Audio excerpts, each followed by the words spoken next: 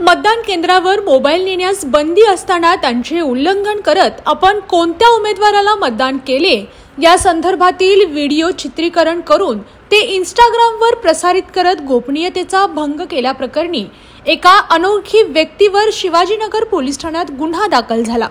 याबाबत पोलिसातून मिळालेली माहिती अशी, लोकसभा निवडणुकीची मतदान प्रक्रिया सुरू असताना एका अनोळखी व्यक्तीने केंद्र क्रमांक 253 मधील मतदान केंद्रावर मोबाईल नेऊन तेथे कोणत्या उमेदवारास मतदान केले याबाबतचा व्हिडिओ चित्रीकरण करून तो समाज माध्यमांवर प्रसारित केला।